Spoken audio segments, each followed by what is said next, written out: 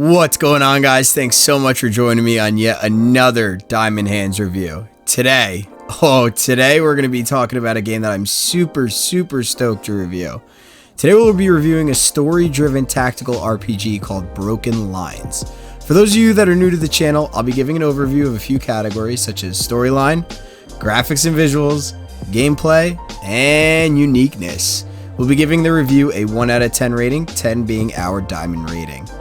We have a lot to cover on this one, guys, so without further ado, let's get into it, get after it, sit back and relax, and here we go. Alright, so to kick off our storyline category, let's read the description straight from Steam.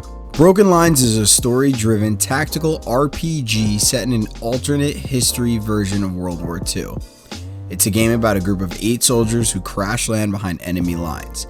It's up to you to lead them home while fending off the enemy and helping them deal with the horrors of war. So right off the bat, we have a setting, which is an alternate history version of World War II, characters, 8 soldiers who crash land behind enemy lines, and a common goal, lead them home while fending off the enemy and helping them deal with the horrors of war. Now, during the time that I've played this and continue to play it, I feel that the objectives and goals that you accomplish continuously drive you towards your next step in the story.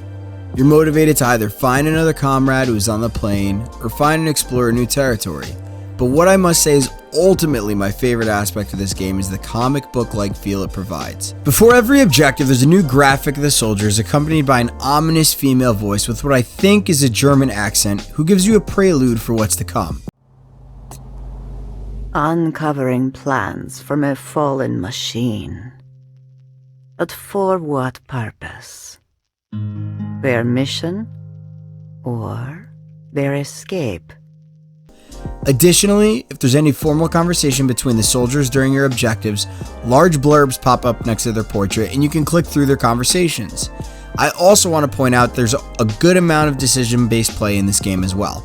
I love how there's the opportunity to choose the crash site that you go to, what you should do with a villager, how you should conduct a search, and so much more. Okay, so next up in notoriously my favorite category, graphics and visuals. Being able to fill a war-stricken battleground with color and saturation is no easy task, and I think that the developers really put in their time to be able to achieve both. Not to mention, because you are able to zoom to face level with your characters, everything in the playing field needs to be accurate and to scale. Even during the dusk settings where things are starting to get dark, the lighting and shadows are accurately placed. The characters you play are drawn in a comic book-like fashion with sharp edges and charismatic expressions. One of my only critiques for this category is when you're playing in maps that are extremely dark and only have campfires, hanging lamps, and the moon to illuminate them. They then start to lose the sharpness of the characters, and the overall setting and things become a bit more dull. Other than that, I think that the overall comic book concept that the developers shot for here was achieved. So let's hit our third category, gameplay.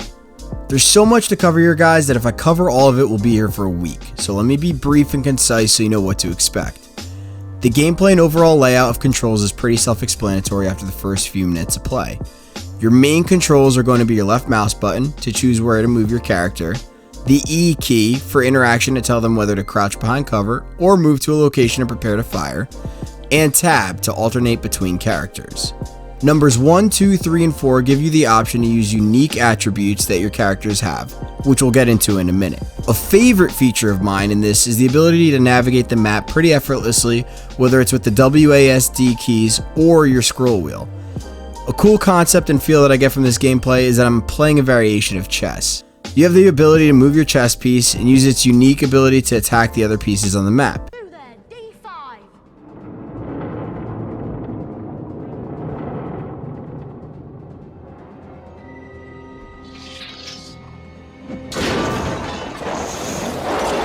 Each character, like I mentioned before, is given a kit, which is essentially comprised of different attributes and qualities that they bring to the table.